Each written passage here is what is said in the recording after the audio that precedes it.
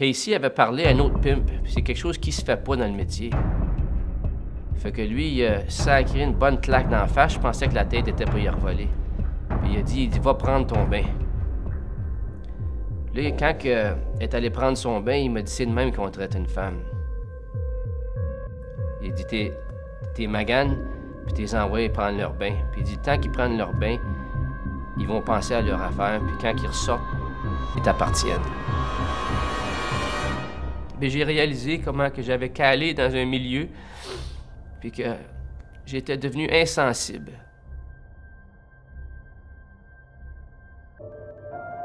J'ai été élevé dans une famille qui était très stricte moralement. On était surprotégés. Puis à l'école, on était totalement différents des autres. Puis moi, j'arrivais avec ma petite coupe spéciale. Là. Puis on se faisait moquer de nous autres. Puis ça a causé beaucoup d'angoisse dans ma vie parce que je voulais tellement faire partie du groupe, mais je pouvais pas. Le monde, souvent, il venait me voir et me disait, il y a de quoi de différent avec toi.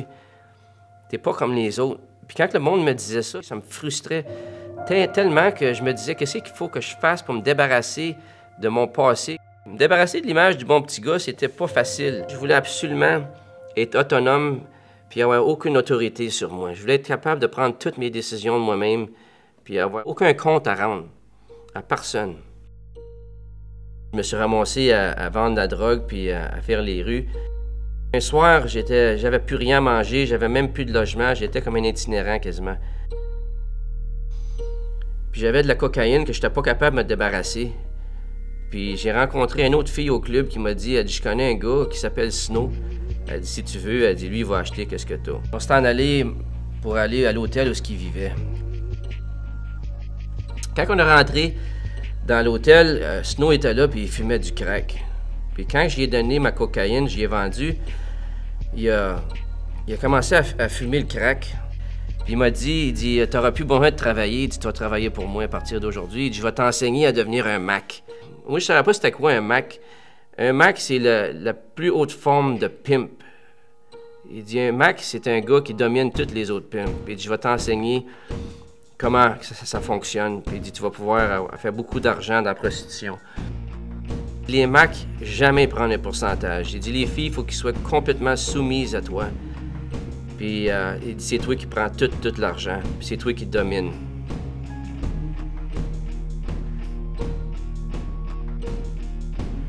Snow, c'était un grand mentor pour moi. C'est lui qui m'a enseigné comment devenir charismatique. Il m'a montré comment enjôler les filles, comment les persuader. Les pimps, qu'est-ce qu'ils font, c'est qu'ils promettent un grand futur aux filles. Ils vont peindre une image de la vie, c'est comme une vie de prestige. Une fois, on était au Manitoba, dans un club, puis il y avait deux filles qui étaient extrêmement jolies. Une, c'était Miss Philippine. Il dit, Donald, il dit, dans 30 secondes, il dit, je vais aller leur parler, puis ils vont venir s'asseoir avec nous autres.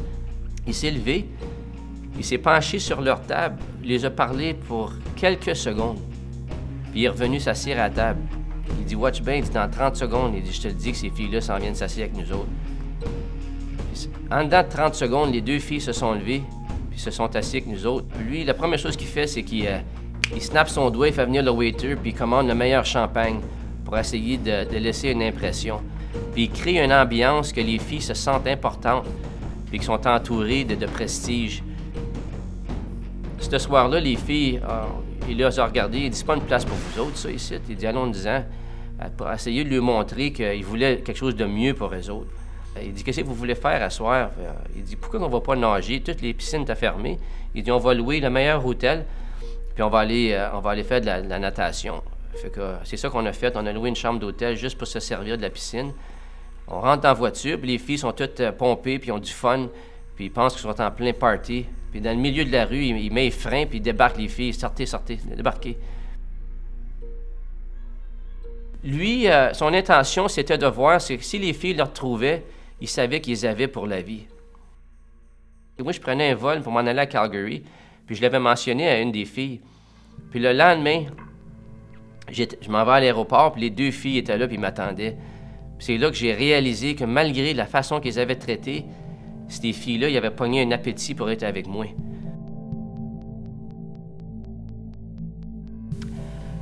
Le jeu dans toute la vie de prostitution, c'est que tu veux que la fille développe une dépendance pour cette vie-là. Puis ça prend pas de temps. Beaucoup de monde qui rentre dans le métier pensent qu'ils vont le faire pour une saison, mais ils réalisent pas l'impact que ça a sur eux autres, physiquement et émotionnellement. Ça lui prend pas de temps à réaliser qu'ils sont des esclaves, mais par le temps qu'ils réalisent, il est déjà trop tard. Beaucoup de filles que j'ai vues, moi, qui ont rentré dans le milieu, c'était des jolies filles.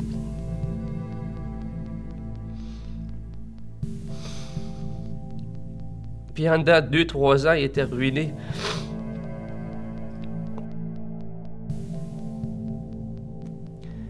Un soir, j'ai arrivé pour ouvrir la porte de mon hôtel. Puis j'ai été envahi par une puissance extraordinaire. J'ai perdu complet contrôle. C'était une puissance de noirceur diabolique. Ça m'a saisi, puis je suis devenu complètement impuissant.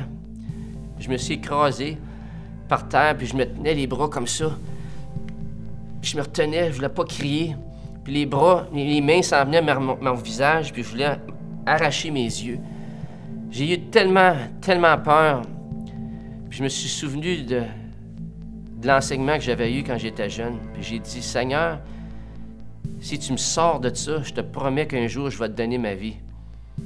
Dans un moment de temps, l'amour de Dieu est descendu avec une paix incroyable. J'avais jamais ressenti d'amour dans ma vie.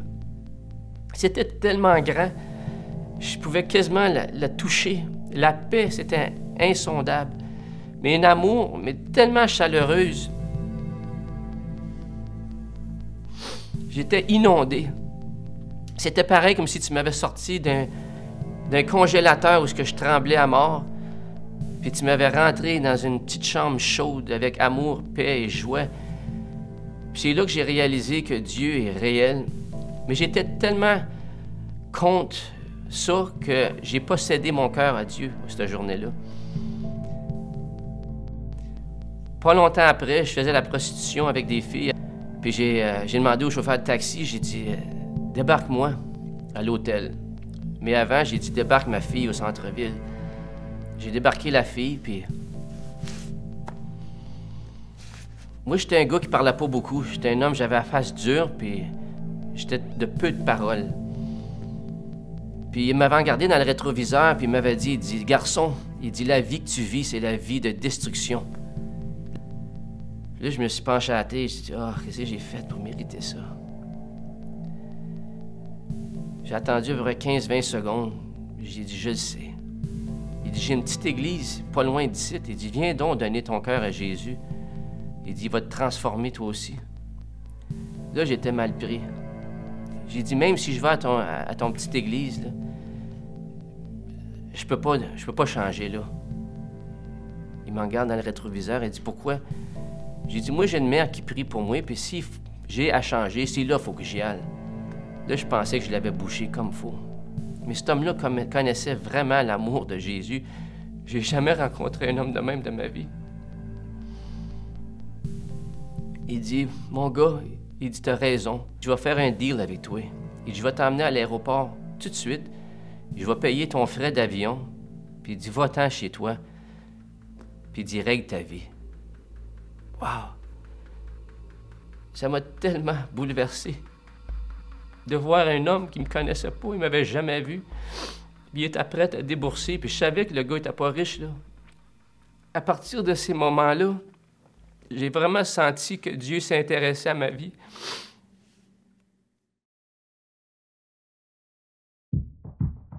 Ma conscience travaillait tellement forte. J'ai pris un autobus qui m'a amené directement à l'église. Puis là, j'ai prié de tout mon cœur.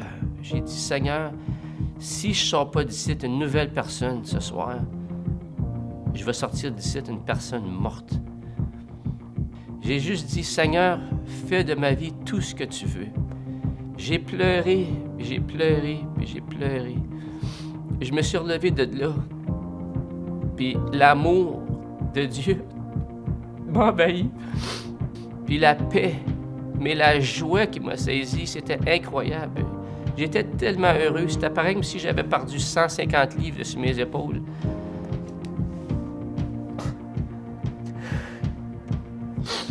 J'étais tellement rempli d'espoir que j'avais vraiment cédé ma vie à Dieu.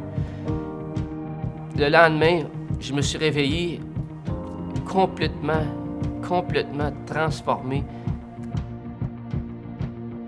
J'avais fait tellement de dommages à du monde, tellement de tort. J'avais blessé tellement de monde sur mon chemin. Je me suis dit, ça serait bon que je fasse des restitutions. J'allais voir le monde ne me reconnaissait plus. J'avais tellement changé. J'étais allé là avec un amour, puis une compassion. J'aurais tellement voulu que tous ceux que j'avais connus connaissent la même expérience que j'ai connue.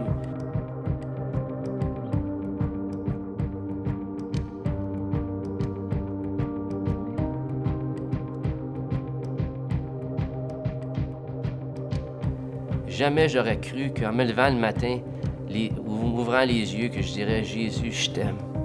De penser que Jésus aimerait un pourri comme moi. Jésus m'a aimé quand j'étais sale, puis quand j'étais dans mon pire, c'est là qu'il m'a aimé. Mon nom est Donald Bouchard et je suis deuxième.